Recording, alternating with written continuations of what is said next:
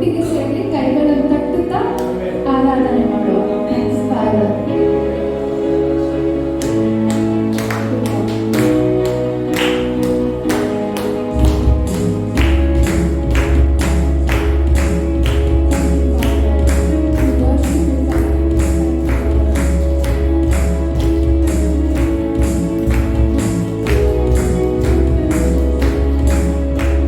ಸ್ತುತಿಗೂ ಮಹಿಮೆಗೂ ಪಾತ್ರನಿಗೆ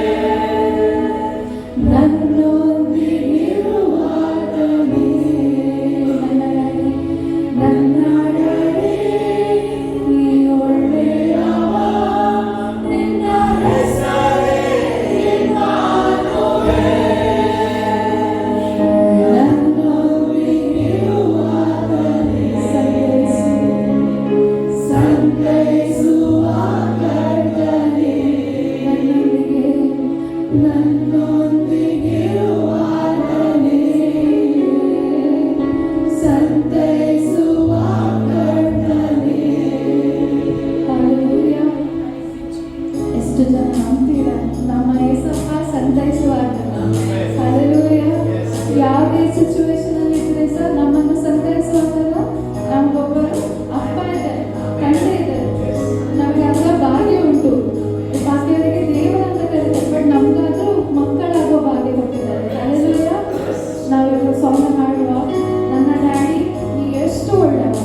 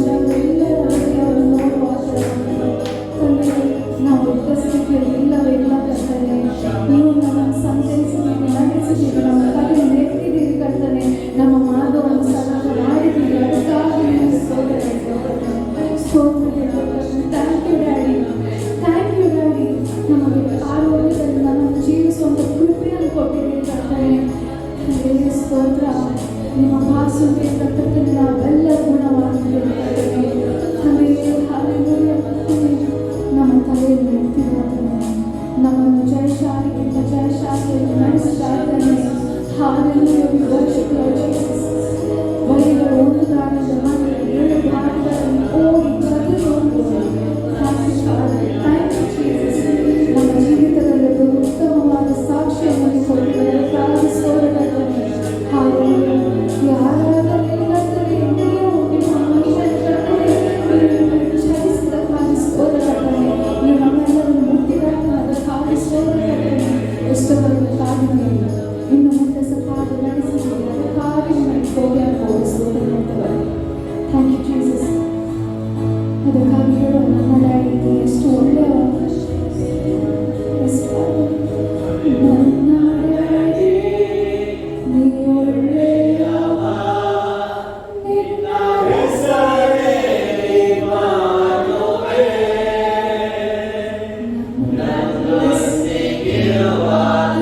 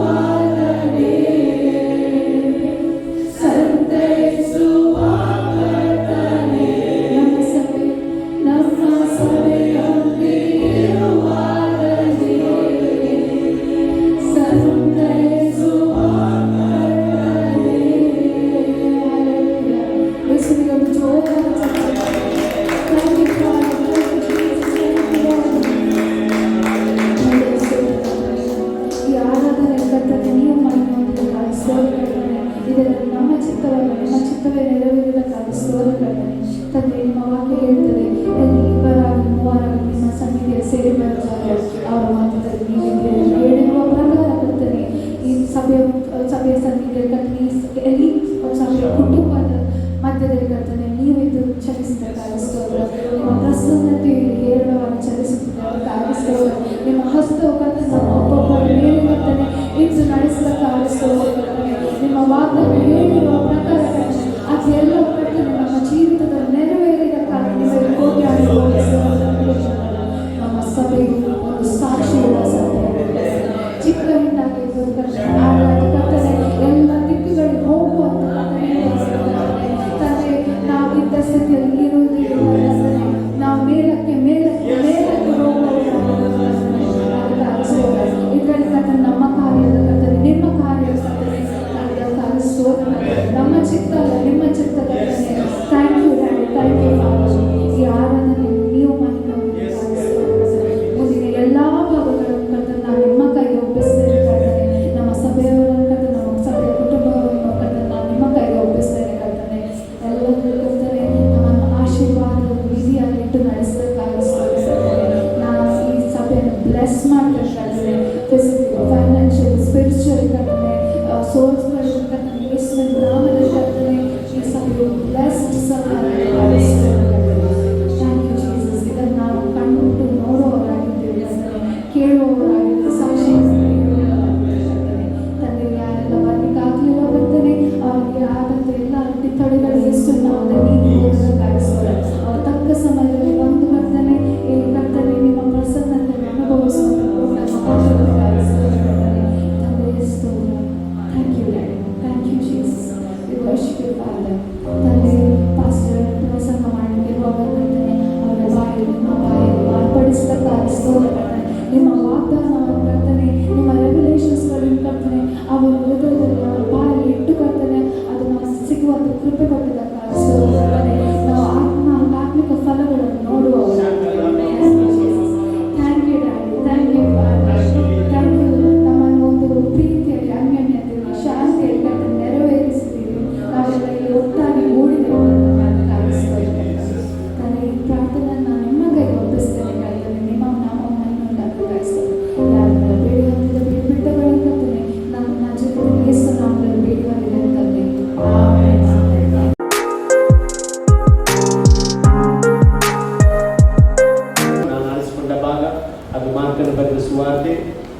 ಅದರಲ್ಲಿ 6ನೇ ಅಧ್ಯಾಯ 45 ಮತ್ತು 46ನೇ ವಾಕ್ಯವನ್ನು ಯಾರಾದರೂ ಗಟ್ಟಿಯಾದ ಶಬ್ದದಲ್ಲಿ ಓದಬಹುದು. Mark chapter 6 versus 45 and 46. ಇದಾದ ಕೂಡಲೇ ಆತನು ತನ್ನ ಶಿಷ್ಯರಿಗೆ ನಾನು ಈ ಜನರ ಗುಂಪನ್ನು ಕಳಿಸಿ ಬಿಡುವಷ್ಟರ ಒಳಗೆ ನೀವು ದೋಣಿಯನ್ನು ಹತ್ತಿ ಮುಂದಾಗಿ ಆಚೆ ದಡಕ್ಕೆ ಬೆತ್ಸಾಯಿದಕ್ಕೆ ಹೋಗಿರಿ ಎಂದು ಬಲವಂತ ಮಾಡಿದನು. ಆತನು ಜನರಿಗೆ ಅಪ್ಪಣೆ ಕೊಟ್ಟ ನಂತರ ಪ್ರಾರ್ಥನೆ ಮಾಡುವುದಕ್ಕಾಗಿ ಬೆಟ್ಟಕ್ಕೆ ಹೋದನು ಎಂಬುದಾಗಿ. ದೇವರ ನಾಮಕ್ಕೆ ಸ್ತೋತ್ರವಾಗಲಿ. ಈ ಒಂದು ವಾಕ್ಯ ಓದಿದವರು ಯಾರಿಲ್ಲ, ಕೇಳದ ಸಂಗತಿ, ಎಲ್ಲರೂ ಸಹ ಕೇಳಿದ ಒಂದು ವಿಷಯ, ಆಮೇಲೆ ಮಕ್ಕಳಿಗೆ ಸಹ ಇದು ಗೊತ್ತಿದ್ದ ಸಂಗತಿ. ಈ ಒಂದು ವಾಕ್ಯವನ್ನು ಆಧಾರವಾಗಿ ಇಟ್ಟುಕೊಂಡು ನಾನು ಈ ಒಂದು ಮಾತನಾಡಲಿಕ್ಕೆ ಇಷ್ಟಪಡುವವನಾಗಿದ್ದೇನೆ. ಇಲ್ಲಿ ನೋಡಿ, ದೇವರ ವಾಕ್ಯ ಇದಾದ ಕೂಡಲೇ ಎಂಬುದಾಗಿ. ಅಂದ್ರೆ ಇದಾದ ಕೂಡಲೇ ಅಂತ ಹೇಳಿದ್ರೆ ಅದರ ಮುಂದೆ ಒಂದು ಘಟನೆ ನಡೆದಿದೆ. ಏನಂತ ಹೇಳಿದ್ರೆ, ಅನೇಕ ಜನರು, ಸಾವಿರಾರು ಜನರು ಯೇಸು ಸ್ವಾಮಿಯ ಬೋಧನೆಯನ್ನು ಕೇಳಲಿಕ್ಕೆ ಜನರು ಯೇಸುವನ್ನು ಹಿಂಬಾಲಿಸಿಕೊಂಡು ಬರ್ತಾ ಇದ್ದಾರೆ. ಅಡವಿಯಲ್ಲಿ ಯೇಸು ಸ್ವಾಮಿ ಹೋಗುವಾಗ, ಯೇಸು ಸ್ವಾಮಿ ಹೋಗುವ ವರ್ತಮಾನ ಗೊತ್ತಾಗಿ ಯೇಸು ಆ ಸ್ಥಳ ಮುಟ್ಟುವ ಮೊದಲೇ ಅಲ್ಲಿ ಜನರು ಏನಾಗಿದ್ರಂತೆ, ಗ್ಯಾದರ್ ಆಗಿದ್ರಂತೆ. ತುಂಬಾ ಜನರಲ್ಲಿ ಯೇಸು ಸ್ವಾಮಿಯನ್ನು ಕಾಯುತ್ತಾ ಯೇಸುವಿನ ಮಾತುಗಳನ್ನು ಕೇಳಲಿಕ್ಕೆ ಅವರು ಆಸಕ್ತಿಯಿಂದ ಎದುರು ನೋಡ್ತಾ ಇದ್ದಾರೆ. ಇವತ್ತು ಎಷ್ಟು ಜನ ದೇವರ ವಾಕ್ಯವನ್ನು ಕೇಳಲಿಕ್ಕೆ ಆಸಕ್ತಿ ಇದೆ ಎದುರು ನೋಡಿದೆ. ನಾನು ಹೇಳ್ತೀನಿ, ಇವತ್ತು ಹಾಗೆ ಕಳಿಸುವುದೇ ಇಲ್ಲ. ದೇವರು ಏನೋ ಒಂದು ನಿಮ್ಮೊಂದಿಗೆ ಮಾತನಾಡಿದ್ದು, ಆಮೇಲೆ ನಾನು ಬಲವಾಗಿ ನಂಬ್ತೇನೆ, ನಮ್ಮ ದೇವರು ಮಾತನಾಡುವಾಗ ನಮ್ಮಲ್ಲಿ ಜೀವ ಬರ್ತದೆ. ನಮ್ಮ ದೇವರು ಮಾತನಾಡುವಾಗ ನಮ್ಮಲ್ಲಿ ಅದು ಓವರ್ಫ್ಲೋ ಆಗ್ತದೆ. ಆಮೇಲೆ ನಾವೆಲ್ಲ ಓವರ್ಫ್ಲೋ ಆಗ್ಲಿಕ್ಕೆ ದೇವರು ಇಷ್ಟಪಡ್ತಾನೆ. ಓವರ್ಫ್ಲೋ ಆದಾಗ ಏನಾಗ್ತದೆ, ಅದೇನಾಗುದಿಲ್ಲ, ಅದು ಖಾಲಿ ಆಗುವುದಿಲ್ಲ. ಇವತ್ತು ನೀವು ಖಾಲಿ ಆಗುವವರಲ್ಲ, ನಿಮ್ಮನ್ನು ದೇವರು ತುಂಬಿ ತುಳುಕುವ ಪಾತ್ರೆಯಾಗಿ ದೇವರು ಮಾಡಲಿಕ್ಕೆ ಆಲೋಚನೆ ಮಾಡಿದ್ದಾನೆ. ಇಲ್ಲಿ ನೋಡಿ, ಆ ಸಮಯದಲ್ಲಿ ನಾವು ನೋಡ್ತೇವೆ, ಯೇಸು ಸ್ವಾಮಿ ಬೋಧನೆ ಮಾಡಿದ ನಂತರ ಅಲ್ಲಿ ಶಿಷ್ಯರು ಹೇಳ್ತಾ ಇದ್ದಾರೆ, ಅವರನ್ನು ಬೇಗನೆ ಮನೆಗೆ ಕಳಿಸು. ಯಾಕೆ ಹೇಳಿದ್ರೆ, ಅವರಿಗೆ ಇಲ್ಲಿದ್ರೆ ಏನು ಕೊಡ್ಬೇಕು, ಊಟ ಕೊಡಬೇಕು. ಊಟ ಕೊಡ್ಲಿಕ್ಕೆ ನಮ್ಮ ಹತ್ರ ಏನಿಲ್ಲ, ರೊಟ್ಟಿ ಇಲ್ಲ. ಇವರಿಗೆ ಎಲ್ಲರಿಗೂ ಊಟ ಕೊಡ್ಬೇಕಾದ್ರೆ ಕಡಿಮೆ ಆದ್ರೆ ಎಷ್ಟು ರೂಪಾಯಿ ಬೇಕು, 200 rupees ಅಲ್ಲ, 200 ರೂಪಾಯಿ ಆದ್ರೆ ಮಿನಿಮಮ್ ಬೇಕಂತ ಒಬ್ಬ ಶಿಷ್ಯ ಹೇಳ್ತಾನೆ. ಆಗ 200 ರೂಪಾಯಿ ಅಂತ ಹೇಳಿದ್ರೆ ಎಷ್ಟು ಬೆಲೆ ಉಳ್ಳದಂತ ಗೊತ್ತಿಲ್ಲ. ಹಾಗಾಗಿ 1 ಪೈಸೆಗೆ ಬೆಲೆ ಇದ್ದಲ್ಲ, ಆಣೆಗೆ ಬೆಲೆ ಇತ್ತು ಆಗಿನ ಕಾಲದಲ್ಲೆಲ್ಲ. ನೋಡಿ, ಆ ಯೇಸು ಸ್ವಾಮಿ ಇರುವ ಕಾಲದಲ್ಲಿ ಯಾವ ರೀತಿ ಇತ್ತು ಅದು ಗೊತ್ತಿಲ್ಲ. ಅಂತೂ ಸಹ 200 ರೂಪಾಯಿ ಅಂತ ಹೇಳ್ತಾರೆ. ಅದು ಎಷ್ಟು ಜನರಿಗೆ ಆ ಊಟ ಬೇಕಾಗಿತ್ತು. ಆದರೆ ಅಲ್ಲಿ ದೇವರ ವಾಕ್ಯ ಹೇಳ್ತದೆ, ಅಲ್ಲಿ ಯೇಸು ಸ್ವಾಮಿ ಫೇತ್ ಇಂದ ಹೇಳ್ತಾ ಇದ್ದಾರೆ. ಹೇಳ್ತಾ ಇದ್ರೆ ಅವರನ್ನ ಏನ್ ಮಾಡಿ, ಸಾಲು ಸಾಲಾಗಿ ಪಂಕ್ತಿಯಾಗಿ ಅವರನ್ನ ಏನ್ ಮಾಡಲಿಕ್ಕೆ ಕೂತ್ಕೊಳ್ಳಿ ಹೇಳಿ ಅಂತ ಹೇಳುವಾಗ ಸರಿ ಆಶ್ಚರ್ಯವಾಗ್ತದೆ. ನಮ್ಮ ಹತ್ರ ಏನಿಲ್ಲ, ಯೇಸು ಸ್ವಾಮಿ ಯಾವ ಧೈರ್ಯದಲ್ಲಿ ಹೇಳ್ತಾ ಇದ್ದಾರೆ ಎಂಬುದಾಗಿ ಅವರಿಗೊಂದು ಆಶ್ಚರ್ಯವಾಯಿತು. ಆಗ ಯೇಸು ಸ್ವಾಮಿ ಹೇಳ್ತಾ ಇದ್ದಾರೆ, ನಿಮ್ಮಲ್ಲಿ ಏನು ಎಂಬುದಾಗಿ. ಯೇಸು ಸ್ವಾಮಿ ಫಸ್ಟ್ ನಮ್ಮ ಹತ್ರ ಕೇಳೋದು, ನಮ್ಮಲ್ಲಿ ಏನು ಅಂತ. ನಿಮ್ಮ ಜೀವಿತದಲ್ಲಿ ಏನೇ ಇದ್ರೂ ತೊಂದರೆ ಇಲ್ಲ, ಇದ್ದ ಹಾಗೆ ದೇವರಿಗೆ ಹೇಳಿದ್ರೆ ಸಾಕು, ದೇವರು ಇದ್ದ ಪರಿಸ್ಥಿತಿಯನ್ನು ಬದಲಾಯಿಸಲಿಕ್ಕೆ ಇದ್ದ ಸ್ಥಿತಿಯಿಂದ ದೇವರನ್ನು ಉನ್ನತಿಗೆ ಎತ್ತುವ ದೇವರು ನಮ್ಮ ದೇವರು. ನಾವು ಎಲೀಷನ ಬಗ್ಗೆ ನಾವು ನೋಡ್ತೇವೆ. ಆ ಒಂದು ಎಲೀಷನ ಸೇವಕರ ಹೆಂಡತಿ, ಅವಳು ಎಲೀಷನ ಹತ್ರ ಬಂದು ಹೇಳ್ತಾನೆ ಅಂತ ಹೇಳಿದ್ರೆ, ನನ್ನ ಮಕ್ಕಳನ್ನೆಲ್ಲ ಏನ್ ಮಾಡ್ತಾರೆ, ಸಾಲ ಕೊಟ್ಟವ ಏನ್ ಮಾಡ್ತಾರೆ, ಅವರು ಸೇರೆ ಹಿಡಿದುಕೊಂಡು, ಅಂದ್ರೆ ದಾಸರಾಗಿ ಮಾಡ್ಲಿಕ್ಕೆ ಬಂದಿದ್ದಾರೆ, ಅವರನ್ನು ಬಿಡಿಸ್ಬೇಕಾದ್ರೆ ನನಗೆ ಸಾಲ ಕೊಡ್ಲಿಕ್ಕೆ ದುಡ್ಡಿಲ್ಲ ಅಂತ ಹೇಳುವಾಗ ಎಲೀಷ ಅವಳ ಹತ್ರ ಕೇಳಿದ ಪ್ರಶ್ನೆ ಏನು, ನಿನ್ನಲ್ಲಿ ಏನು ಉಂಟು? ಅಲ್ಲಿ ದೇವರು ಹಾಗೆತ್ತಲ್ಲ, ಅವಳು ಏನ್ ಹೇಳ್ತಾರೆ, ನನ್ನ ಹತ್ರ ಸ್ವಲ್ಪ ಎಣ್ಣೆ ಮಾಡ್ತಾ ಇರೋದು. ಅಂದ್ರೆ ದೇವರ ಹತ್ರ ನಿನ್ನ ಹತ್ರ ಸ್ವಲ್ಪ ಇಂಟ್ರೆಸ್ಟ್ ಇದ್ರೆ ಸಾಕು, ಸ್ವಲ್ಪ ನೀನು ಮನಸ್ಸು ಮಾಡಿದ್ರೆ ಸಾಕು, ನಿನ್ನ ಜೀವಿತದಲ್ಲಿ ದೊಡ್ಡ ಕಾರ್ಯವನ್ನು ದೇವರು ಮಾಡ್ತಾನೆ. ಅಲ್ಲಿ ನೀನು ಎನಿಸಬಹುದು ನಾನು ಸ್ವಲ್ಪ ಎಂಬುದಾಗಿ, ನೀನು ಎನಿಸಬಹುದು ನಾನು ಏನು ಅಲ್ಲದವ ಎಂಬುದಾಗಿ ಎನಿಸಬಹುದು. ಅದೇ ದೇವರಿಗೆ ಬೇಕಾದದ್ದು. ದೇವರಿನ ಟಾಪರ್ ಆಗಿ ಬಂದಿದ್ದಕ್ಕೆ ಆತ ನಮ್ಮ ಮನೆ ಇಷ್ಟಪಡುವವನಾಗಿದ್ದಾನೆ. Hallelujah, praise the lord. ಅವರು ಹೇಳ್ತಾರೆ 5 ರೊಟ್ಟಿ 2 ನೀರು ಮಾತ್ರ ಇರೋದು, ಮತ್ತೆ ಏನು ಸಹ ಇಲ್ಲ. ಆಗ ಯೇಸು ಸ್ವಾಮಿ ಏನ್ ಮಾಡ್ತಾರೆ ಅಂದ್ರೆ, ನನ್ನ ಕೈಗೆ ಕೊಡ್ರಿ ಎಂಬುದಾಗಿ ಹೇಳಿ ಯೇಸು ಸ್ವಾಮಿ ಆ ರೊಟ್ಟಿಯನ್ನು ಏನ್ ಮಾಡ್ತಾರೆ, ಮುರಿದು ಏನ್ ಮಾಡ್ತಾರೆ, ದೇವರಿಗೆ ಸ್ತೋತ್ರ ಮಾಡಿ ಏನ್ ಹೇಳ್ತಾರೆ, ಇದನ್ನು ಎಲ್ಲರಿಗೆ ಆಶ್ಚರ್ಯ ಅಂತ. ಎಂತ ಒಂದು ಫೇತ್ ಯೇಸು ಸ್ವಾಮಿ ಅಂತ. ಎಷ್ಟು ಜನಕ್ಕೆ ಫೇತ್ ಅಂತ ನಾನು ಹೇಳ್ತೇನೆ, ನೀವು ಫೇತ್ ಅಲ್ಲಿ ಯಾವುದು ಹೋಗ್ತೀರಾ, ದೇವರು ದೊಡ್ಡ ಕಾರ್ಯವನ್ನು ಮಾಡ್ತಾರೆ. ಹಲ್ಲೆಲೂಯಾ. ಇವತ್ತು ಎಲ್ಲ ನೋಡುದು ಯಾರು, ನನಗೆ ಫೇತ್ ಉಂಟು ಅಂತ ಹೇಳ್ತಾರೆ, ಆದ್ರೆ ಪ್ರಾಬ್ಲಮ್ ಬರುವಾಗ ಯಾವ್ದನ್ನು ನೋಡ್ತಾರೆ? ಪ್ರಾಬ್ಲಮ್ ಬರುವಾಗ ಯಾವ್ದನ್ನು ನೋಡ್ತಾರೆ? ಪ್ರಾಬ್ಲಮ್ಸ್ ಅನ್ನು ನೋಡ್ತಾರೆ. ನಾನು ಹೇಳ್ತೇನೆ, ಪ್ರಾಬ್ಲಮ್ಸ್ ಅನ್ನು ನೋಡ್ಬಾರ್ದು. ಕೆಂಪು ಸಮುದ್ರ ಬರುವಾಗ ಎಲ್ಲರೂ ಏನ್ ನೋಡಿದ್ರು? ಕೆಂಪು ಸಮುದ್ರವೇ ನೋಡಿದ್ರು. ಅಂದ್ರೆ ಬುದ್ಧಿ ಅಲ್ಲ ವಿಷಯ, ಅಲ್ಲಿ ನಂಬಿಕೆ ಬಹಳ ಇಂಪಾರ್ಟೆಂಟ್. ಪ್ರಾಬ್ಲಮ್ ಬರುವಾಗ ನಿನ್ನ ನಂಬಿಕೆ ವೇಕಪ್ ಆಗ್ಬೇಕು. ಅಲ್ಲೆಲ್ಲೂಯ್ಯ. ಇಲ್ಲಿ ನೋಡಿ, ಯೇಸು ಸ್ವಾಮಿ ಯಾವ ಒಂದು ಚಿಂತೆ ಇಲ್ಲದೆ ಇರ್ತಾನೆ. ಅವರಿಗೆ ನೀವು ಹಂಚಿರಿ ಅಂತ ಹೇಳುವಾಗ ಶಿಷ್ಯರ ಆ ಪ್ರೀತಿಗೆ ದೇವರಿಗೆ ಸ್ತೋತ್ರ ಹೇಳ್ತಾರೆ. ಅವರು ಯೇಸು ಸ್ವಾಮಿಯನ್ನು ನಂಬಿ ಹಂಚಲಿಕ್ಕೆ ಕೊಡುವಾಗ ಎಲ್ಲ ಊಟ ಮಾಡಿದ ನಂತರ ಎಷ್ಟು ಪುಟ್ಟಿ ಉಳಿತದೆ? 12 ಪುಟ್ಟಿ ಉಳಿಯುತ್ತದೆ. ಯಾಕೆ 12 ಪುಟ್ಟಿ? 12 ಮಂದಿ ಶಿಷ್ಯರ ಕೈಗೆ ಒಂದೊಂದು ಪುಟ್ಟಿ. ಅಂದ್ರೆ ನನ್ನಿಂದ ಆಗದ ಕಾರ್ಯ ಒಂದೂ ಇಲ್ಲ. ಅಲ್ಲಿ ಇವತ್ತು ನಾನು ಹೇಳ್ತೇನೆ, ನನ್ನ ದೇವರಿಂದ ಆಗದ ಕಾರ್ಯ ಒಂದೂ ಇಲ್ಲ. ದೇವರು ಅಸಾಧ್ಯವಾದ ಕಾರ್ಯವನ್ನು ಸಾಧ್ಯ ಮಾಡಲಿಕ್ಕೆ ಇಷ್ಟಪಡ್ತಾರೆ. ಹೀಗೆ ಅಷ್ಟು ಜನರಿಗೆ ಹಂಚಿದಾಗ ಅದರಲ್ಲಿ 5,000 ಜನರು ಯಾರಂತೆ? ಗಂಡಸರು. ಮತ್ತೆ ಹೆಂಗಸರು ಎಷ್ಟು, ಮಕ್ಕಳ ಎಷ್ಟು ಗೊತ್ತಿಲ್ಲ. ಆಮೇಲೆ ಅದು ಯಾವುದು ಸಹ ಬೈಬಲ್ ಅಲ್ಲಿ ಬರಲಿಲ್ಲ. ಆದ್ರೆ ಇದನ್ನೆಲ್ಲ ಹಂಚುವಾಗ, ಬಳಸುವಾಗ ಶಿಷ್ಯರಿಗೆ ಏನಾಗಿರ್ಬೋದು? ಟಯರ್ಡ್ ಆಗಿರ್ಬೋದು. ತುಂಬಾ ಟಯರ್ಡ್ ಆಗಿದಲ್ಲ. ಈ ಟಯರ್ಡ್ ಆದಾಗ ಯಾರಿಗೆ ಗೊತ್ತಾಯ್ತು? ಯೇಸು ಸ್ವಾಮಿ ಗೊತ್ತಾಯ್ತು. ಅದಕ್ಕೆ ಅವರು ಒಳ್ಳೆ ಡ್ಯಾಡಿ ಅಂತ. ಇವತ್ತು ಇಲ್ಲಿ ನಮ್ಮ ಮಕ್ಕಳು ಯಾರು ಸಹ ಆಮೇಲೆ ಅಲ್ಲಿ ಒಂದು ಟಯರ್ಡ್ ಆದ್ರೆ ಬೇರೆ ಯಾರು ಕೇಳುವುದಿಲ್ಲ, ಆದ್ರೆ ಅಪ್ಪ ಕೇಳ್ತಾರೆ. ಬಂದು ಯಾಕೆ ಗೊತ್ತಿಲ್ಲ, ಅಪ್ಪ ಕರೆಕ್ಟ್ ಆಗಿ ಮಕ್ಕಳನ್ನು ಅಬ್ಸರ್ವ್ ಮಾಡ್ತಾನೆ. ಅಲ್ಲಿ ನಮ್ಮದು ಡ್ಯಾಡಿ ಯೇಸು ಸ್ವಾಮಿ ಆಗಲಿಲ್ಲ. ಅಲ್ಲಿ ಆ ಶಿಷ್ಯರು ಟಯರ್ಡ್ ಆದವರು ಗೊತ್ತು ಮಾಡಿ ಅಲ್ಲಿ ಇದ್ದ ಜನ ಇರುವಾಗಲೇ ಅವರನ್ನು ಏನ್ ಮಾಡ್ತಾರೆ? ಬಲವಂತ ಮಾಡಿ ಏನ್ ಮಾಡ್ತಾರೆ? ನೀವು ಸ್ವಲ್ಪ ರೆಸ್ಟ್ ತಗೊಳ್ಳಿ ಅಂತ ಎಲ್ಲಿ ಕಳಿಸ್ತಾರೆ? ಸಾಹಿತ್ಯಕ್ಕೆ ಕಳಿಸ್ತಾ ಇದ್ದಾರೆ. ಅಷ್ಟು ಒಳ್ಳೆ ಡ್ಯಾಡಿ. ನಿಮ್ಮ ಬಗ್ಗೆ ಸಹ ಆತನು ಕಾಳಜಿ ವಹಿಸ್ತಾನೆ. ಅಲ್ಲೆಲ್ಲೂಯ್ಯ. ದೇವರು ಒಬ್ಬನನ್ನು ಒಂದು ಪ್ಲೇಸಿಗೆ ಕಳಿಸಿದ್ರೆ ಉಳಿದ ಎಲ್ಲ ರೆಸ್ಪಾನ್ಸಿಬಿಲಿಟಿ ಆತಂತ ಬರ್ತಾನೆ. ನಾನು ಬಲವಾಗಿ ನಂಬ್ತೇನೆ. ಅಲ್ಲೆಲ್ಲೂಯ್ಯ. ನಿನ್ನ ಜೀವಿತದಲ್ಲಿ ನೀನು ಯಾವುದೇ ವಿಷಯದಲ್ಲಿ ನೀನು ಹೂ ಹಾಕ್ಬೇಕಾದ್ರೆ ಅದು ದೇವರ ಪ್ಲಾನ್ ಆದ್ರಿಂದ ಅದರ ಮಧ್ಯೆ ಏನೇ ಬಂದು ಸಹ ಹೆದರಬೇಡ ನೀನು. ಯಾಕಂದ್ರೆ ಕರೆ ಕಳಿಸಿದ್ದು ಅದು ದೇವರು, ಬಲವಂತ ಮಾಡಿ ಕಳಿಸಿದ್ದು ದೇವರು, ಅದು ಮಾರ್ಗವನ್ನು ಸರಾಗ ಮಾಡುವವರು ಅವನೇ ಆಗಿದ್ದಾನೆ. ಆಮೇಲೆ ಅಲ್ಲೆಲ್ಲೂಯ್ಯ. ಇವತ್ತು ನಾವು ಭಯಪಡಬಾರ್ದು. ಎಂತದೇ ಬಂದ್ರು ಸಹ ಡ್ಯಾಡಿ ನನ್ನನ್ನು ಕಳಿಸಿದ್ದು, ಡ್ಯಾಡಿ ನನಗೋಸ್ಕರ ಎಲ್ಲವನ್ನು ಅರೇಂಜ್ಮೆಂಟ್ ಮಾಡ್ತಾನೆ. ಈ ಒಂದು ಫೇತ್ ಅಲ್ಲಿ ನಾವು ಮೂವ್ ಆಗಬೇಕು. ಅಲ್ಲೆಲ್ಲೂಯ್ಯ.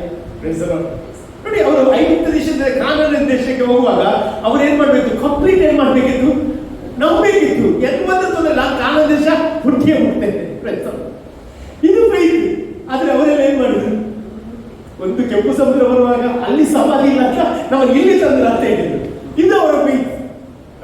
ಇವತ್ತು ಕೆಲವರು ಫೇತ್ ಇಲ್ಲಿ ಭಯಂಕರ ವೀಕ್ ಆಗ್ತಾರೆ. ಆದ್ರೆ ನಾನು ಹೇಳ್ತೇನೆ, ನಮ್ಮನ್ನು ಕರೆದ ದೇವರು ನಮಗೆ ನಮ್ಮ ಬಗ್ಗೆ ಆಲೋಚನೆ ಮಾಡಿದ ದೇವರು ಸಾಧಾರಣ ದೇವರಲ್ಲ, ಅವರು ಸರ್ವಶಕ್ತನಾದ ದೇವರಾಗಿದ್ದಾರೆ. ಇಲ್ಲಿ ನೋಡಿ, ಅವರು ಟಯರ್ಡ್ ಆಗಿದ್ದಾರೆ ಅಂತ ಗೊತ್ತಾಗಿ ಅವರನ್ನು ಮೊದಲೇ ಏನ್ ಮಾಡ್ತಾರೆ? ರೆಸ್ಟ್ ತಗೊಳ್ಳಿ ಅಂತ ಎಲ್ಲಿ ಕಳಿಸ್ತಾರೆ? ಬೆತ್ಸಾಯಿದಾಗೆ ಕಳಿಸ್ತಾರೆ. ಬೆತ್ಸಾಯಿದಾಗೆ ಕಳಿಸಿದ ಮೇಲೆ ಯೇಸು ಸ್ವಾಮಿ ಏನ್ ಮಾಡ್ಲಿಕ್ಕೆ ಹೋಗ್ತಾರೆ? ಪ್ರಾರ್ಥನೆ ಮಾಡಿದ್ದು. ಏನಂದ್ರೆ ನೋಡಿ, ಶಿಷ್ಯರಿಗೆ ಟಯರ್ಡ್ ಆಗಿ ನೀವು ಹೋಗಿ ಅಂತ ಹೇಳ್ತಾ ಇದ್ದೇನೆ, ಆದ್ರೆ ತಾನು ಮಾತ್ರ ರೆಸ್ಟ್ ತಗೊಳ್ಳೋದಿಲ್ಲ, ತಾನು ಪ್ರಾರ್ಥನೆ ಮಾಡ್ಲಿಕ್ಕೆ ಹೋಗ್ತಾ ಇದ್ದಾರೆ. ಯೇಸು ಸ್ವಾಮಿಯ ಜೀವಿತ ಪ್ರಾರ್ಥನೆಯ ಜೀವಿತವಾಗಿತ್ತು. ಯೇಸು ಸ್ವಾಮಿ ನಮಗೆ ಮಾದರಿಯನ್ನು ತೋರಿಸಲಿಕ್ಕೋಸ್ಕರ ಈ ಲೋಕದಲ್ಲಿ ಆತನು ಪ್ರಾರ್ಥನೆ ಮಾಡಿದ. ಅವರಿಗೆ ಪ್ರಾರ್ಥನೆ ಮಾಡಬೇಕಾಗಿಲ್ಲ, ಒಂದು ಮಾತು ಹೇಳಿದ್ರೆ ಸಾಕು ನಡೀತಿತ್ತು. ಆದ್ರೆ ಅವರು ಪ್ರಾರ್ಥನೆ ಯಾಕೆ ಮಾಡ್ತಿದ್ರು ಅಂತ ಹೇಳಿದ್ರೆ, ದೇವರ ಮಕ್ಕಳು ಯಾವಾಗಲೂ ಪ್ರಾರ್ಥಿಸಬೇಕೆಂಬುದಾಗಿ ದೇವರ ಇಷ್ಟಪಡ್ತಾರೆ. ಪ್ರಾರ್ಥನೆ ಕೇಳುವವನೇ ನರರೆಲ್ಲರೂ ನಿನ್ನ ಬಳಿಗೆ ಬರುತ್ತಾರೆ. ಹಾಗಾದ್ರೆ ಇವತ್ತು ನಾವು ಪ್ರಾರ್ಥನೆ ಮೂಲಕ ದೇವರ ಬಳಿಗೆ ಬರುವಾಗ ದೇವರ ಅದ್ಭುತಗಳನ್ನು ಮಾಡೇ ಮಾಡ್ತಾರೆ. ರೊಟ್ಟಿ ತಗೊಳ್ಳುವಾಗ ಸಹ ಯೇಸು ಸ್ವಾಮಿಗೆ ಡೈರೆಕ್ಟ್ ಆಗಿ ಕೊಡಬಹುದಿತ್ತು. ಯೇಸು ಸ್ವಾಮಿ ಸ್ತೋತ್ರ ಮಾಡಿ ಕೊಟ್ಟಾರೆ, ಪ್ರಾರ್ಥನೆ ಮಾಡಿ. ಆಗ ಅಲ್ಲಿ ಒಂದು ಮಿರಾಕಲ್ ಆಯಿತು. ಇಲ್ಲಿ ನೋಡಿ, ದೇವರ ವಾಕ್ಯ ಇರ್ತದೆ ಅಂತ ಹೇಳಿದ್ರೆ, ಅಂತ ಒಂದು ಸಮಯದಲ್ಲಿ ಅವರು ಪ್ರಾರ್ಥನೆ ಮಾಡುತ್ತಿರುವಾಗ ಯೇಸು ಸ್ವಾಮಿ ಏನಾಯ್ತದೆ? ಪ್ರಾರ್ಥನೆ ಮಾಡುವಾಗ ಏನು ಕಂಡಿದ್ದು? ಮುಂದಿನ ವಾಕ್ಯ ಓದಿ, ನಿಮಗೆ ಅರ್ಥ ಆಗ್ತದೆ. ಹೊತ್ತು ಮುಳುಗಿದ ಮೇಲೆ ದೋಣಿಯು ಸಮುದ್ರದ ನಡುವೆ ಇತ್ತು. ಈಗ ಇವರು ಹೋಗಿ ಎಲ್ಲಿ ಹುಟ್ಟಿದ್ರು? ಅಂದ್ರೆ ಎಷ್ಟು ದೊಡ್ಡ ಸಮುದ್ರ ನೋಡಿ, ನೆನೆಸಿ. ಒಂದು ಸಮುದ್ರದ ಮಧ್ಯೆ ಹೋಗ್ಬೇಕಾದ್ರೆ ಎಷ್ಟು ತಾಸುಗಳು ಬೇಕಾಗಬಹುದು ನೋಡಿ. ಆಮೇಲೆ ಸಮುದ್ರದ ಮಧ್ಯೆ ಇತ್ತಂತೆ. ಮತ್ತೆ ನಾನು ಹೇಳ್ತೇನೆ, ಯೇಸು ಏನಂತೆ? ಒಬ್ಬನೇ ದಡದಲ್ಲಿದ್ದಾರೆ. ಶಿಷ್ಯರು ಹೇಳಿದ್ದಾರೆ ಸಮುದ್ರದ ಮಧ್ಯದಲ್ಲಿದ್ದಾರೆ. ಯೇಸು ಮಾತ್ರ ಹೇಳಿದ್ದಾರೆ ದಡದಲ್ಲಿದ್ದಾರೆ. ಮತ್ತೆ ಎದುರು ಗಾಳಿ ಬೀಸುತ್ತಿದ್ದರಿಂದ ಶಿಷ್ಯರು ಹುಟ್ಟು ಹಾಕಿ ಒದ್ದಾಡುತ್ತಿರುವುದನ್ನು ಕಂಡು ಹೆಚ್ಚು ಕಡಿಮೆ ರಾತ್ರಿಯ 4ನೇ ಜಾವದಲ್ಲಿ ಸಮುದ್ರದಿಂದ ಅವರ ಕಡೆಗೆ ನಡೆದುಕೊಂಡು ಬಂದು ಅವರನ್ನು ದಾಟಿ ಮುಂದಕ್ಕೆ ಹೋಗಬೇಕೆಂದಿದ್ದರು ಎಂಬುದಾಗಿ ಅಲ್ಲಿ ವಾಕ್ಯ ಹೇಳ್ತದೆ. ಇಲ್ಲಿ ನೋಡುವ ಸಂಗತಿ ಏನಂತ ಹೇಳಿದ್ರೆ ನೋಡಿ, ಯೇಸು ದಡದಲ್ಲಿ ಒಬ್ಬನೇ ಇದ್ದಾನೆ. ಯೇಸು ಸ್ವಾಮಿಯನ್ನು ಆಚೆ ಹೋಗ್ಬೇಕಾದ್ರೆ ಏನಿಲ್ಲ, ಯೇಸು ಸ್ವಾಮಿ ಹತ್ರ ಅಲ್ಲಿ ದೋಣಿ ಇಲ್ಲ. ಶಿಷ್ಯರು ಎಲ್ಲಿ ಓದಾಡ್ತಿದ್ದಾರೆ? ಸಮುದ್ರದ ಮಧ್ಯಭಾಗದಲ್ಲಿ ಓದಾಡ್ತಾ ಇದ್ದಾರೆ. ಇಂಥ ಒಂದು ಸಂದರ್ಭದಲ್ಲಿ ಯೇಸು ಸ್ವಾಮಿ ಏನ್ ಮಾಡ್ತಾರೆ? ನೀರಿನ ಮೇಲೆ ನಡೆದುಕೊಂಡು ಹೋಗ್ತಾ ಇದ್ದಾರೆ. ಯಾಕೆ? ನಮ್ಮ ದೇವರು ಸರ್ವಶಕ್ತನಾದ ದೇವರು. ಪ್ರಕೃತಿಯ ಮೇಲೆ ಏನುಂಟು? ಅದಕ್ಕೆ ಅಧಿಕಾರ ಉಂಟು. ಅಲ್ಲಿ ಪ್ರಕೃತಿ ಆತನು ಹೇಳಿದಾಗೆ ಕೇಳ್ತಾನೆ. ಎಲ್ಲ ಸೃಷ್ಟಿ ಮಾಡಿದ ಯಾರು? ಸೃಷ್ಟಿಕರ್ತನಾಗಿದೆ. ಯೇಸು ಸ್ವಾಮಿ ಸೃಷ್ಟಿಕರ್ತನಾಗಿದ್ದಾನೆ. ಅಂತ ಒಂದು ಸಂದರ್ಭದಲ್ಲಿ ಆ ಒಂದು ದೇವರು ಏನ್ ಮಾಡ್ತಾರೆ ಅಂತ ಹೇಳಿದ್ರೆ, ಆ ಸ್ಥಳದಲ್ಲಿ ಅವರು ನಡೆದುಕೊಂಡು ಹೋಗ್ತಾ ಇದ್ದಾರೆ. ಆತನ ನಡೆಯುವಾಗ ಅಲ್ಲಿ ದೇವರ ಪ್ರಸನ್ನತೆ ಅಲ್ಲಿ ಸಿಡಿದು ಬರ್ತಾ ಉಂಟು. ಯೇಸು ಸ್ವಾಮಿ ಹೋದ ಕಡೆಯಲ್ಲೆಲ್ಲ ಏನಿತ್ತು? ದೇವರ ಪ್ರಸನ್ನತೆ ಇತ್ತು. ಇವತ್ತು ಎಷ್ಟು ಜನ ಇಲ್ಲಿ ಪ್ರಸನ್ನತೆ ಇತ್ತು? ಕರ್ತನ ಮೇಜು ಮಾಡುವಾಗ ದೊಡ್ಡ ಪ್ರಸನ್ನತೆ ಇತ್ತು. ಆರಾಧನೆ ಮಾಡುವಾಗ ದೊಡ್ಡ ಪ್ರಸನ್ನತೆ ಇತ್ತು. ವಾಕ್ಯ ಹೇಳುವಾಗ ದೊಡ್ಡ ಪ್ರಸನ್ನತೆ ಉಂಟು. ಸಾಕ್ಷಿ ಹೇಳುವಾಗ ದೇವರ ಪ್ರಸನ್ನತೆ. ಹಾಗಾದ್ರೆ ದೇವರ ಪ್ರಸನ್ನತೆ ಎಲ್ಲಿ ಉಂಟು? ಅಲ್ಲಿ ಬಿಡುಗಡೆ ಸಹ ಉಂಟು. ಎಲ್ಲಿ ದೇವರ ಪ್ರಸನ್ನತೆ ಅಲ್ಲಿ ಸಂತೋಷ ಸಹ ಉಂಟು. ಇವತ್ತು ಎಷ್ಟು ಜನ ನಂಬ್ತೇನೆ? ಬಲವಾಗಿ ನಂಬ್ತೇನೆ. ದೇವರ ಆತ್ಮನಿಂದ ನಮ್ಮೊಂದಿಗೆ ಮಾತನಾಡ್ತಾ ಇದ್ದಾನೆ. ನಾವು ನೋಡ್ತೀವಿ 2 ಪೂರ್ವಕಾಲ ವೃತ್ತದ 6ನೇ ಅಧ್ಯಾಯ 20ನೇ ವಾಕ್ಯ ಓದುವುದಾದ್ರೆ, 2 ಪೂರ್ವಕಾಲ ವೃತ್ತದ 6ನೇ ಅಧ್ಯಾಯ 20ನೇ ವಾಕ್ಯದಲ್ಲಿ ಆ ಸೊಲೊಮೋನನ ದೇವಾಲಯ ಕಟ್ಟುವಾಗ ಅಲ್ಲಿ ಒಂದು ದೇವರ ವಾಕ್ಯ ಹೀಗೆ ಬರೆಯಲ್ಪಟ್ಟಿದೆ ಅಂತ ಹೇಳಿದ್ರೆ, ನಿನ್ನ ಕಟಾಕ್ಷವು ಹಗಲಿರುಳು ಈ ಮಂದಿರದ ಮೇಲಿರಲಿ ಎಂಬುದಾಗಿ.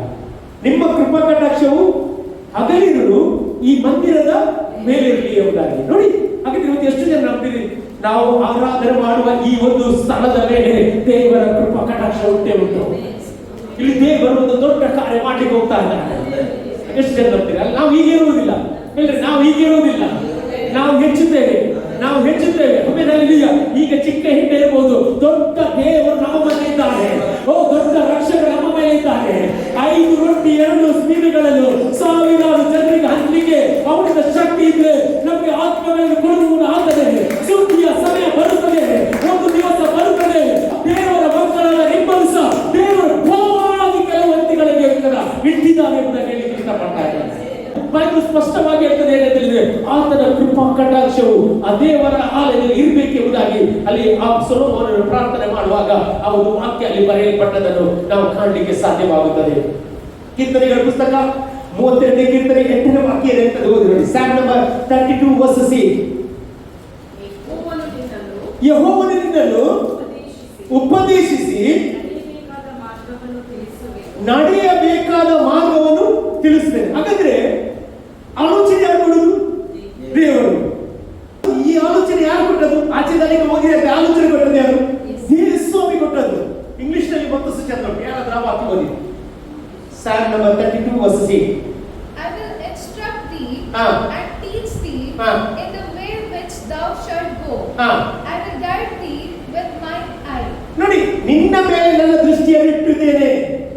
ಆಮೇಲೆ ಹಾಗಾದ್ರೆ ಇವತ್ತು ನಿಮ್ಮ ಮೇಲೆ ಯಾರ ದೃಷ್ಟಿ ಇಟ್ಟು? ಎಷ್ಟು ಜನ ಹೇಳ್ತೀರಿ? ನನ್ನ ಮೇಲೆ ಯಾರ ದೃಷ್ಟಿ ಉಂಟು? ದೇವರ ದೃಷ್ಟಿ ಉಂಟು. ಹಾಗಿದ್ರೆ ಸೃಷ್ಟಿ ಕಲಿಸಿದ್ದು ಮಾತ್ರವಲ್ಲ, ಶಿಷ್ಯರನ್ನು ಕಲಿಸಿದ್ದು ಮಾತ್ರವಲ್ಲ, ಆಚೆದಾರಿಗೆ ಹೋಗಿ ರೆಸ್ಟ್ ಮಾಡಿ ಅಂತ ಹೇಳಿದ್ದು ಮಾತ್ರವಲ್ಲ, ಅವರು ಹೋಗುವಾಗ ಅವರ ಮೇಲೆ ಯಾರ ದೃಷ್ಟಿ ಇತ್ತು? ಎಷ್ಟು ಜನ ಹೇಳ್ತೀರಿ? ನನ್ನ ಮೇಲೆ ದೇವರ ದೃಷ್ಟಿ ಉಂಟು. ನನ್ನ ಮೇಲೆ ದೇವರ ದೃಷ್ಟಿ ಉಂಟು. ಅಲ್ಲಿ ಅವನು ನಮಗೆ ಆಲೋಚನೆ ಕೊಡುವವನಾಗಿದ್ದಾನೆ. ನನ್ನ ದೇವರು ಆಲೋಚನೆ ಕೊಡುವಾಗಲೇ ದೇವರ ಮಹಿಮೆಯಾದ ಕಾರ್ಯಗಳನ್ನು ಮಾಡ್ತಾರೆ. ನಾವು ಯಾವಾಗಲೂ ದೇವರ ಆಲೋಚನೆಯನ್ನು ಕೇಳಬೇಕು, ದೇವರ ಆಲೋಚನೆಯನ್ನು ಬೇಡಬೇಕು. ನಮ್ಮ ಆಲೋಚನೆ ಬೇಡ, ದೇವರು ನಿನ್ನ ಆಲೋಚನೆ ಹೇಳಿ. ಎಷ್ಟು ಜನ ನಂಬ್ತೀವಿ? ಅಲ್ಲಿ ದೇವರು ನನಗೆ ನಿನ್ನ ಆಲೋಚನೆ ಬೇಕು, ನನಗೆ ನಿನ್ನ ಮಾರ್ಗಗಳನ್ನು ತೋರಿಸಿ ಎಂಬುದಾಗಿ ಹೇಳುವಾಗಲೇ ದೇವರು ಅಸಾಧ್ಯವಾದ ಕಾರ್ಯವನ್ನು ಸಾಧ್ಯ ಮಾಡುವ ದೇವರಾಗಿದ್ದಾನೆ. ಇನ್ನೊಂದು ಟ್ರಾನ್ಸ್ಲೇಷನ್ ಹೇಗೆ ಇರ್ತದೆ? ನನ್ನ ಕಣ್ಣಿನಿಂದ ಆತನ ಏನ್ ಮಾಡ್ತಾನೆ? ನಮ್ಮನ್ನು ನಡೆಸ್ತಾನಂತೆ. ಆತನ ಕಣ್ಣಿನಿಂದ ನಮ್ಮನ್ನು ನಡೆಸ್ತಾನೆ. ಹಾಗಾದ್ರೆ ಇವತ್ತು ಶಿಷ್ಯರ ಜೀವಿತದಲ್ಲಿ ಅವರು ಪ್ರಯಾಣ ಬೆಳೆಸುವಾಗ ಅವರ ಮೇಲೆ ಯಾರ ಕಣ್ಣಿತ್ತು? ಎಷ್ಟು ಜನ ಹೇಳ್ತಾರೆ, ನನ್ನ ಮೇಲೆ ದೇವರ ಕಣ್ಣುಂಟು. ಹೌದು, ನನ್ನ ಮೇಲೆ ದೇವರ ಕಣ್ಣುಂಟು. ಅಲ್ಲಿ ಕೆಲವರು ಹೇಳ್ತಾರೆ, ರಾತ್ರಿ ನಾನೊಂದು ಕನಸು ಕಂಡೆ, ಅದರೊಂದು ಕಣ್ಣನ್ನು ಕಂಡೆ. ನನ್ನ ಹತ್ರ ಹೇಳಿದ್ದು ನೀವು ಕೇಳಿದ್ರ? ಒಂದು ಕಣ್ಣು ನನಗೆ ಮಾತ್ರ ಕಂಡಿದ್ದು, ಬೇರೆ ಏನು ಕಾಣಲಿಲ್ಲ. ಅದು ಎಂತ ಭಾಷೆ? ಎಲ್ಲರಿಗೆ ಭಯ ಯಾವುದು? ಯಾವ ಕಣ್ಣದು? ಸೈತಾನನ ಕಣ್ಣಂತ ಭಯ. ಅದ್ರ ದೇವರ ವಾಕ್ಯ ಹೇಳ್ತದೆ, ಆತನ ಕಣ್ಣುಗಳು ನಮ್ಮನ್ನು ನೋಡ್ತದೆ. ನಾವು ಯಾವಾಗ ಸಹ ನೆಗೆಟಿವ್ ಆಗಿ ಏನ್ ಮಾಡೋದು? ಥಾಟ್ ಮಾಡೋದು. ಪಾಸಿಟಿವ್ ಆಗಿ ಕಣ್ಣು ನೋಡಿದೀವಿ. ಆಮೇಲೆ ಹಲ್ಲೆಲೂಯಾ. ನಾವು ಯಾವಾಗ ಸಹ ನೆಗೆಟಿವ್ ಆಗಿ ಥಿಂಕ್ ಮಾಡಬಾರ್ದು. ದೇವರಿಗೆ ಎಷ್ಟು ಬೇಜಾರಾಗಬಹುದು. ನನ್ನ ಕಣ್ಣು ನಾನು ಅವನನ್ನು ನೋಡಿದ್ದು, ಅವ್ರು ಯಾರಂತ ಹೇಳ್ತಾರೆ? ಯಾರು ಹೇಳ್ತಾರೆ? ಸೈತಾನ ಹೇಳ್ತಾ ಇದ್ದಾರೆ. ಇಲ್ಲಿ ಸಹ ಅದೊಂದು ಪ್ರಸಂಗ ಇದೆ. ಶಿಷ್ಯರು ಕಣ್ಣು ನೋಡ್ತಾ ಉಂಟು, ಯೇಸು ಸ್ವಾಮಿ ಅವರಿಗೋಸ್ಕರ ನಡ್ಕೊಂಡು ಬರ್ತಾನೆ. ಆಗ ಅವ್ರು ಹೇಳಿದ ಯಾರು? ಯೇಸುವನ್ನು ಭೂತ.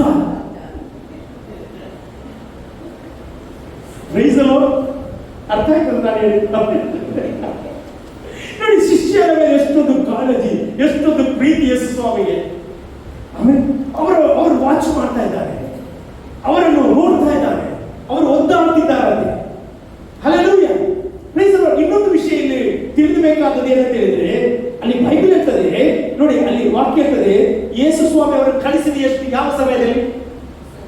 ಸಂಜೆ ಸಮಯದಲ್ಲಿ ಅವರು ಒದ್ದಾಡ್ತಾ ಇರುವಾಗ ಎಷ್ಟು ಜಾವದಲ್ಲಿ ಹೋದದ್ದು ಯೇಸು ಸ್ವಾಮಿ? 4ನೇ ಜಾವ ಅಂದ್ರೆ ಎಷ್ಟು ಗಂಟೆ ಗೊತ್ತುಂಟ? 3 ರಿಂದ 6 ಗಂಟೆ ಆಯ್ತಾ? ಎಷ್ಟು? 3 ರಿಂದ. ಹಾಗಿದ್ರೆ ಅಷ್ಟು ಸಮಯ ಯೇಸು ಸ್ವಾಮಿ ಏನ್ ಮಾಡಿದ? ಸುಮ್ಮನೆ ಬಿಟ್ಟ ಅವರನ್ನು. ಸುಮ್ಮನೆ ಯೇಸು ಸ್ವಾಮಿ ನೋಡಿದರೆ ಅವರ ಕಣ್ಣು ಅವರ ನೋಡ್ತಾ ಉಂಟು. ಆದ್ರೂ ಸಹ ಯೇಸು ಸ್ವಾಮಿ ಕೂಡಲೇ ಅವರ ಬಳಿಗೆ ಹೋಗ್ಲಿಲ್ಲ. ಮಾಡ್ತಾನೆ. ಯಾಕೆ ಮಾಡ್ತಾನೆ? ಅದರ ಹಿಂದೆ ಒಂದು ಕಾರಣ ಉಂಟು. ರೋಮಾಪುರದವರೆಗೆ ಬರೆದ ಪತ್ರಿಕೆ 5ನೇ ಅಧ್ಯಾಯ 3 ರಿಂದ 5 ವಚನ ತನಕ ನೋಡಿ. ಅಲ್ಲಿ ಬೈಬಲ್ ಇರುತ್ತೆ, ಇದು ಮಾತ್ರವಲ್ಲದೆ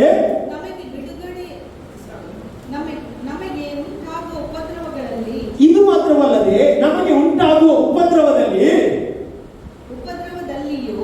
ಉಲ್ಲಾಸವಾಗಿದ್ದೇವೆ. ಹಾಗಾದ್ರೆ ಒಂದು ಸಂಗತಿ ದೇವರು ಇಷ್ಟಪಡ್ತಾನೆ, ನಮಗೆ ಉಪದ್ರವ ಬರುವಾಗ ಏನ್ ಮಾಡ್ಬೇಕಂತೆ? ಇಲ್ಲಿ ಉಲ್ಲಾಸ ಪಟ್ಟವರು ಇಲ್ಲ. Praise the lord. ಸ್ವಲ್ಪ ಉಲ್ಲಾಸ ಮಾಡಬೇಕು. ಎಷ್ಟು ಜನ ಈ ವಾಕ್ಯಕ್ಕೋಸ್ಕರ ದೇವರಿಗೆ ಸ್ತೋತ್ರ ಹೇಳ್ತೀವಿ? ಅಲ್ಲಿ ಉಲ್ಲಾಸ ಮಾಡಬೇಕು. ನಮ್ಮ ದೇವರು ಎಂತ ಅವನಂತ ಗೊತ್ತಾಗ್ಬೇಕು. ಕೂಡಲೇ ಬಂದು ಬಿಡಿಸಿದ್ರೆ ಅವ್ರು ಏನ್ ಮಾಡ್ತಾರೆ? ಅಷ್ಟು ಅದು ಏನಾಗುದಿಲ್ಲ, ನೆನಪಲ್ಲಿ ಉಳಿಯುವುದಿಲ್ಲ. ಆಮೇಲೆ ಅಲ್ಲಿ ಸ್ವಲ್ಪ ಒದ್ದಾಡಿದ್ರೆ ಮಾತ್ರ ಗೊತ್ತಾಗುದು. ಯಾವ ಒಂದು ಸಂಕಟದಲ್ಲಿದ್ದೆ, ಯಾವುದರಲ್ಲಿ ದೇವರು ಬಿಡಿಸಿದೆ ಎಂಬುದಾಗಿ ಗೊತ್ತಾಗಬೇಕು. ಇಲ್ಲಿ ಬೈಬಲ್ ಹೇಳ್ತದೆ, ಓದಿ ಸಿಸ್ಟರ್, ಇದು ಮಾತ್ರವಲ್ಲದೆ ನಮಗೆ ಉಂಟಾಗುವ ಉಪದ್ರವದಲ್ಲಿ ಉಲ್ಲಾಸವಾಗಿದ್ದೇವೆ. ಉಪದ್ರವದಿಂದ ಏನು ಉಂಟಾಗ್ತದೆ? ಹಾಗಾದ್ರೆ ತಾಳ್ಮೆ ಬರ್ಬೇಕಾದ್ರೆ ಏನ್ ಬೇಕು? ಬರ್ಲೇಬೇಕು. Praise the lord. ಆಮೇಲೆ ಮೊದಲ ತಾಳ್ಮೆ ಇರ್ತೇವೆ. ಈಗ ಒಳ್ಳೆ ತಾಳ್ಮೆ. ಯಾಕೆ ಗೊತ್ತಾ? ಇದರ ಪ್ರೋಸೆಸ್ ಅಲ್ಲಿ ಹೋಗಿ ಹೋಗಿ ಹೋಗಿ ಅನುಭವ ಬಂದಿದೆ. ಈಗ ತಾಳ್ಮೆ ಬಂದಿದೆ. ಆಮೇಲೆ ಬರದಿದ್ರೆ ಆ ತಾಳ್ಮೆ ಇರುವುದಿಲ್ಲ. Praise the lord. ದೇವರು ನಮ್ಮ ಹತ್ರ ತಾಳ್ಮೆ ಬಯಸ್ತಾರೆ. ನಾವು ಲೋಕದವರಾಗಿ ಟೆಂಪರ್ ಅಲ್ಲಿ ಇದ್ದವರಲ್ಲ. ನಮ್ಮ ಟೆಂಪರ್ ಸ್ವಲ್ಪ ಡೌನ್ ಆಗಲಿಕ್ಕೆ ದೇವರು ಏನ್ ಮಾಡ್ತಾರೆ? ಸ್ವಲ್ಪ ಸಮಯ ಹೀಗೆ ಬಿಡ್ತಾರೆ.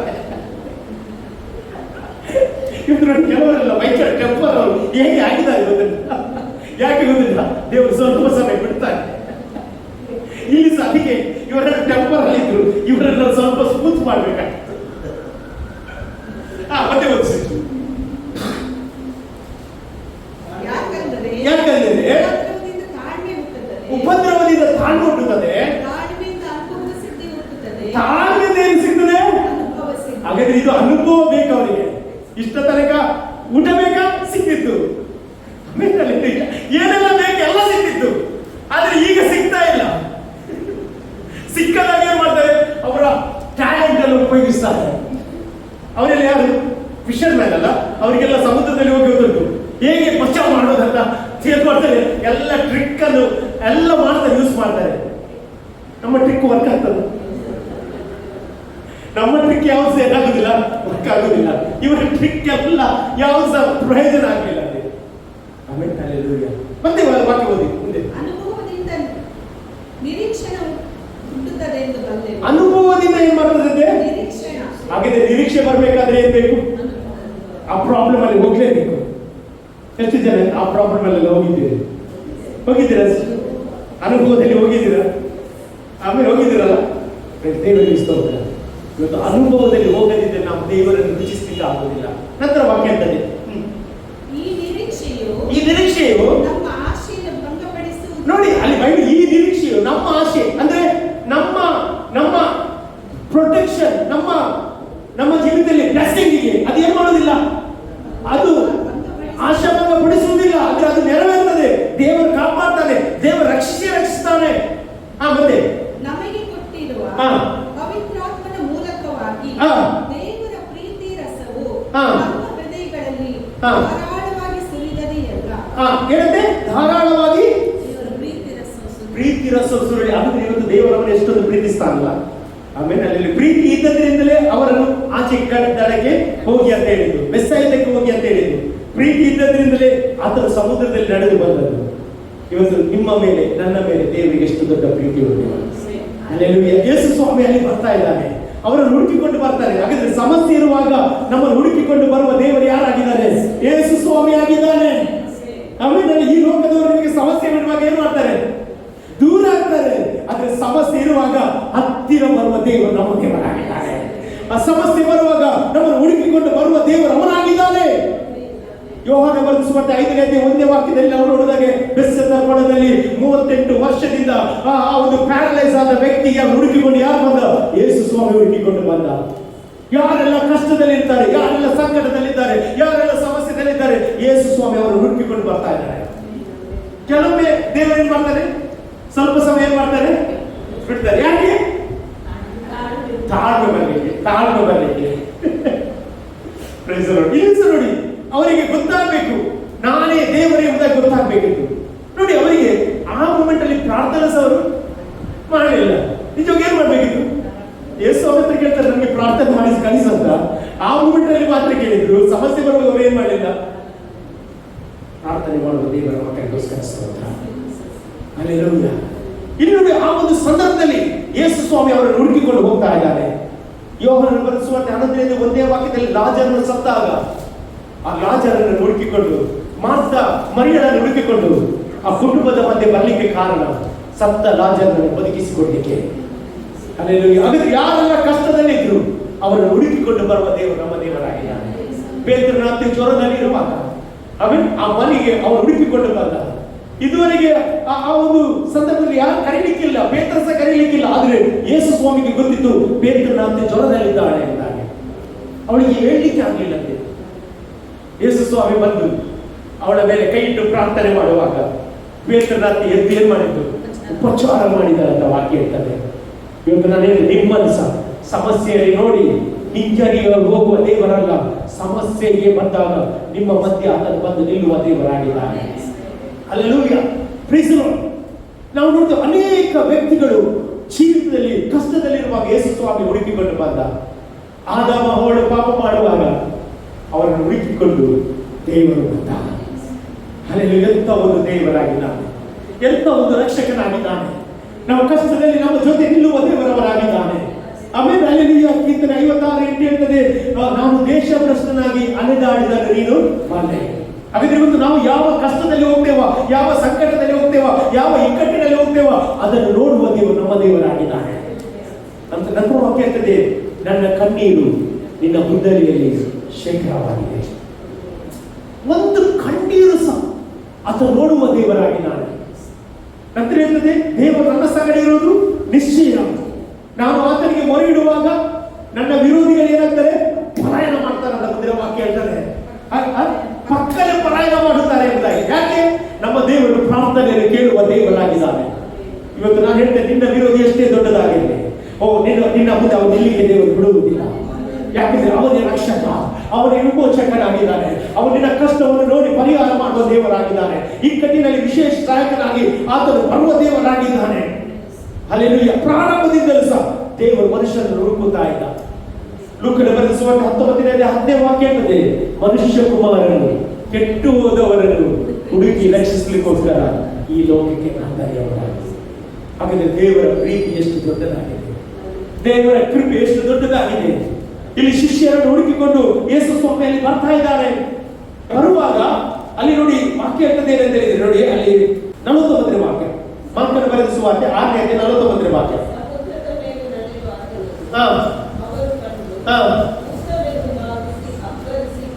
ಹೇಗೆ ಭೂತವೆಂದು ನೇಮಿಸಿ ಅಪ್ಪಳಿಸಿ ಕೂಗಿದರು. ಆದ್ರೆ ಈ ಶಿಷ್ಯರೆಲ್ಲ ಹೆಚ್ಚಾಗಿ ಯಾವುದರಲ್ಲಿದ್ದರು? ಸಮುದ್ರದಲ್ಲಿ. ಅವರಿಗೆ ಸಮುದ್ರದಲ್ಲಿ ನೋಡಿ, ಸಮುದ್ರದಲ್ಲೆಲ್ಲ ನೋಡಿ ಅವರೆಲ್ಲ ಹೇಳ್ತಾರೆ, ಅವರೆಲ್ಲ ಸಮುದ್ರ ದೇವತೆಗಳನ್ನೆಲ್ಲ ಭಯಂಕರ ಭೂತ ಎಲ್ಲ ನಂಬ್ತಾರೆ. ಹಾಗಾಗಿ ಇವರು ಸಹ ಹಾಗೆ ಯೇಸು ಸ್ವಾಮಿ ಇಷ್ಟು ವರ್ಷ ಇದ್ರು ಸಹ ಯೇಸು ಮಾಡಿದ ಅದ್ಭುತವನ್ನು ನೋಡಿದ್ರು. ಜಸ್ಟ್ ಅದರ ಮೊದಲು ದೇವರು ಏನ್ ಮಾಡಿದ?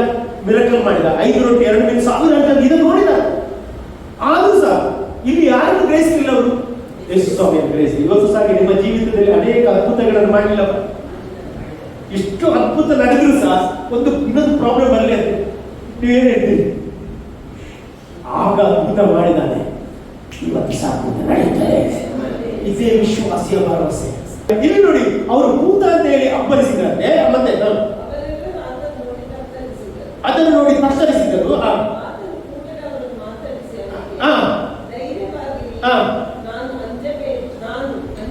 ನೋಡಿ, ಇಲ್ಲಿ ಕೂಡಲೇ ಯೇಸು ಸ್ವಾಮಿ ಏನ್ ಮಾಡ್ತಿದ್ದಾರೆ?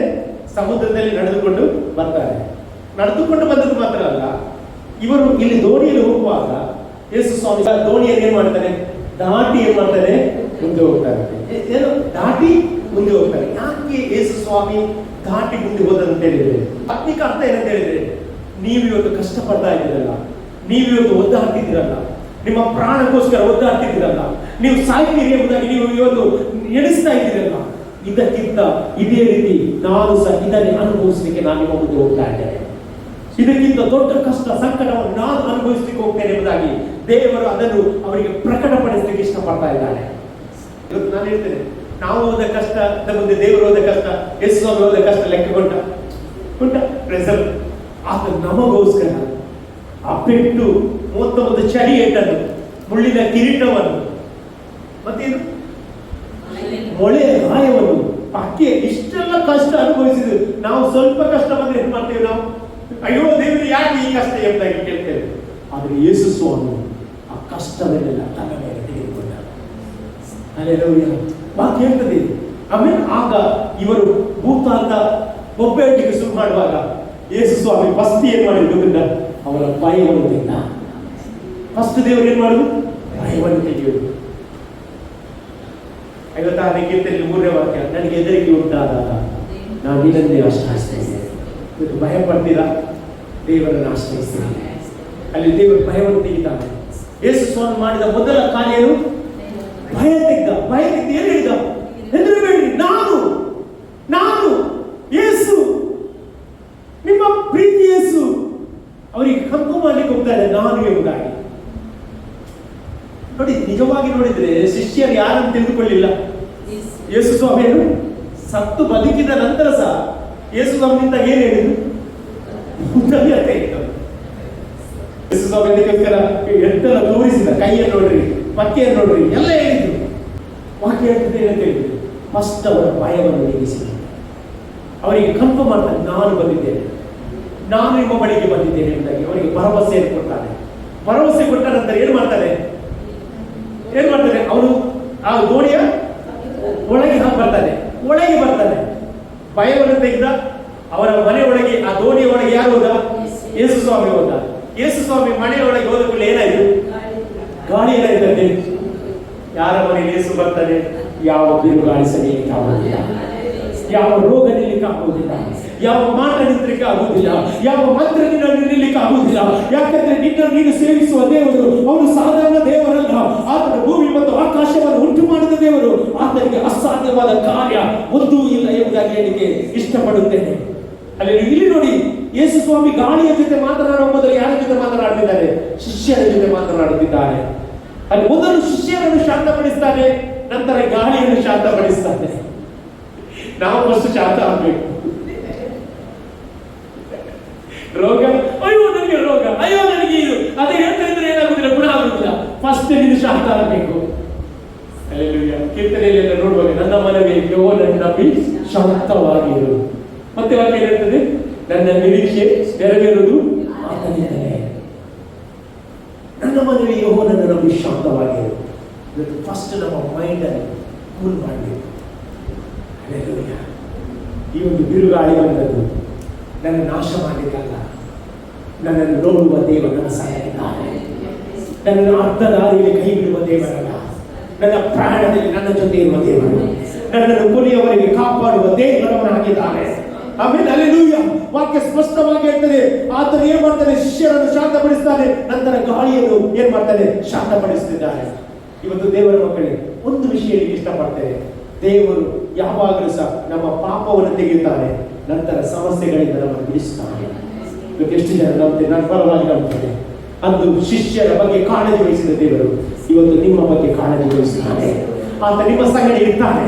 ಯುಗದ ಸಮಾಪ್ತಿಯವರೆಗೆ ಎಲ್ಲ ದಿವಸ ನಾನು ನಿಮ್ಮ ಸಂಗಡ ಇರ್ತೇನೆ ಎಂಬುದಾಗಿ ಹೇಳಿದ ದೇವರು ನಿಮ್ಮ ಸಂಗಡ ಆತನ ಜೊತೆಯಾಗಿ ನಿಲ್ಲುವ ದೇವರಾಗಿದ್ದಾರೆ. ನಾವೆಲ್ಲರೂ ದೇವರ ಸಮಯದಲ್ಲಿ ಎದ್ದು ನಿಲ್ಲುವ.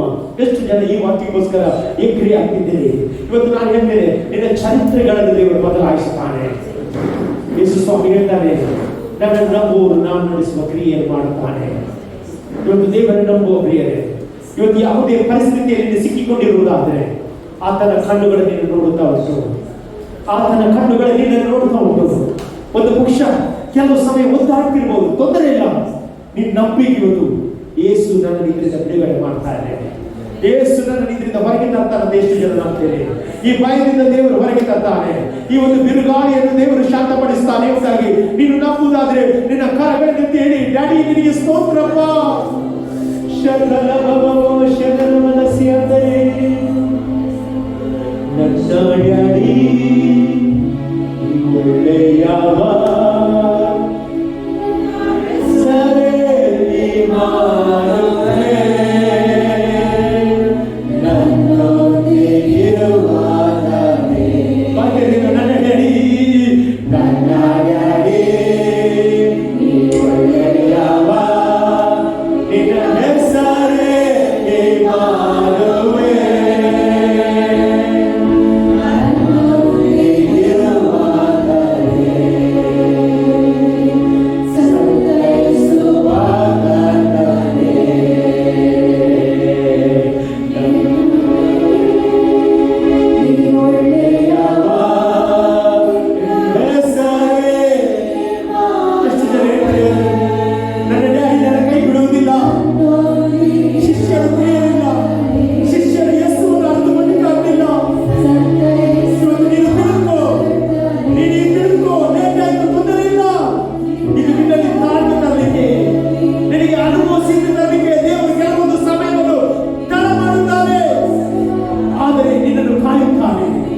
ನಿನ್ನನ್ನು ರಕ್ಷಿಸುತ್ತಾನೆ, ನಿನ್ನನ್ನು ನಡೆಸುತ್ತಾನೆ.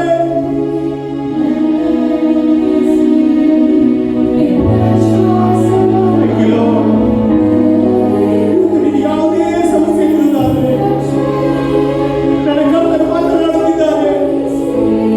ನಿನ್ನ ಬಗ್ಗೆ ದೇವರ ಆಲೋಚನೆ ದೊಡ್ಡದಾಗಿದೆ, ಶಿಷ್ಯರ ಬಗ್ಗೆ ದೇವರ ಆಲೋಚನೆ ದೊಡ್ಡದಾಗಿದೆ. ಯೇಸು ಸ್ವಾಮಿ ಆ ಸಮುದ್ರದಲ್ಲಿ ನಡೆಯುವಾಗ ಪೇತ್ರನು ನೋಡಿ ಹೇಳ್ತಾ ಇದ್ದಾರೆ, ಸ್ವಾಮಿ ನೀವೇ ಆದ್ರೆ ನಾನು ಸಹ ನಡೀತೇನೆ ಅವರಾಗಿ ಹೇಳುವಾಗ ಯೇಸು ಹೇಳಿದ ಶಬ್ದ, ಪೇತ್ರ ಬಾ ನಡಿ, ನನ್ನ ಜೊತೆ ಬಾ ಎಂಬುದಾಗಿ ಹೇಳುವಾಗ ಅವಿರತ ಪೇತ್ರನು ಆ ಸಮುದ್ರದಲ್ಲಿ ನಡೆದರು ಎಂಬುದಾಗಿ ಅವರು ನಡೆದುಕೊಂಡು ಹೋಗುವಾಗ ಸತ್ಯವೇದ ಹೇಳ್ತದೆ, ಆ ಗಾಳಿಯನ್ನು ನೋಡಿ ಅವರು ಭಯ ಪಡುವಾಗ ಯೇಸು ಸ್ವಾಮಿ ಅವರನ್ನು ಮುಳುಗಲಿಕ್ಕೆ ಬಿಟ್ಟ. ಎಷ್ಟು ತನಕ ಹೇಳಿದ್ರೆ ಕತ್ತಿನವರೆಗೆ ಮಾತ್ರ. ಯೇಸು ಸ್ವಾಮಿ ಗೊತ್ತಿತ್ತು, ಇನ್ನು ನಾನು ಕೈ ಬಿಟ್ಟರೆ ಅವರು ಸಾಯುತ್ತಾರೆ ಎಂಬುದಾಗಿ. ಇವತ್ತು ನಾನು ಹೇಳಲಿಕ್ಕೆ ಇಷ್ಟಪಡ್ತೇನೆ, ನಿನ್ನನ್ನು ಸಾಯುವ ಅವಸ್ಥೆಗೆ ದೇವರು ಬಿಡುವುದಿಲ್ಲ. ನಿನ್ನ ಜೀವಿತದಲ್ಲಿ ಕಷ್ಟ ಬರ್ತದೆ ನಿಜ, ಆದರೆ ನಿನ್ನ ಡ್ಯಾಡಿ ನಿನ್ನ ಸಂಗಡ ಇದ್ದಾನೆ. ಆತನ ಕಣ್ಣುಗಳು ನೀನು ನೋಡುತ್ತಾ ಉಂಟು. ಶಿಷ್ಯ ನೆನೆಸಿದ್ರು, ನನ್ನನ್ನು ಯಾರು ನೋಡ್ತಾ ಇಲ್ಲ ಎಂಬುದಾಗಿ. ಆದ್ರೆ ಅವರನ್ನು ನೋಡಿ ಅವರು ರಕ್ಷಿಸಿದ ಕರ್ತರು ಇವತ್ತು ನಮ್ಮ ಮಧ್ಯದಲ್ಲಿದ್ದಾರೆ.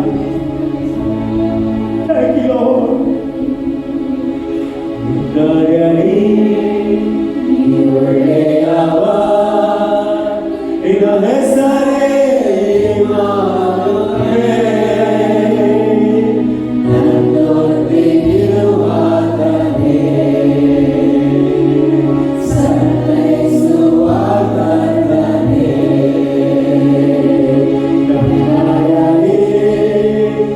ಒಳ್ಳೆಯವ ನಿನ್ನ ಹೆಸರೇ ಮಾಡುವೆ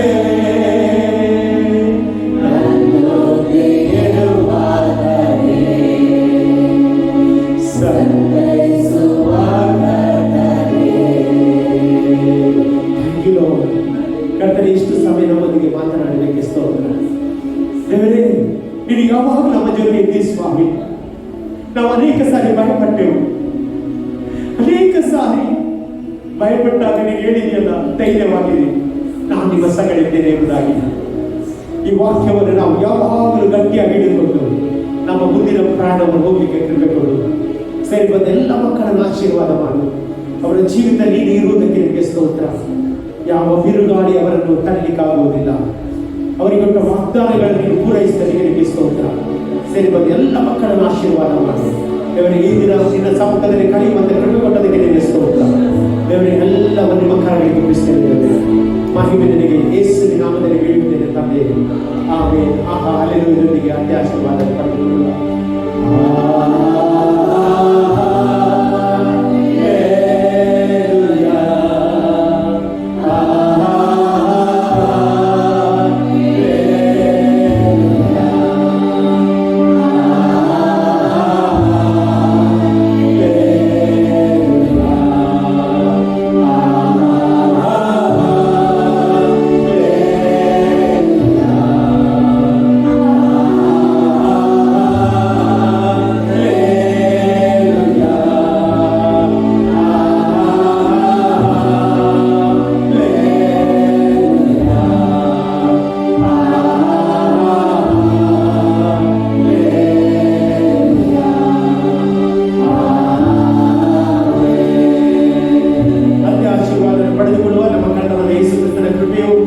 ದೇವರ ಪ್ರೀತಿಯು ಪವಿತ್ರಾತ್ಮನ ಅನ್ಯತೆ ಸಾರಲ್ಪಟ್ಟ ವಾಕ್ಯದಲ್ಲಿಯೂ ಲೋಕದ ನಂಬಿಕೆ ಸರಿದಿಯು ಇದನ್ನು ಕ್ರಿಸ್ತನ ಎರಡನೇ ಮರಣ ತನಕ ನಿತ್ಯ ನಿರಂತರವಾಗಿರಲಿ.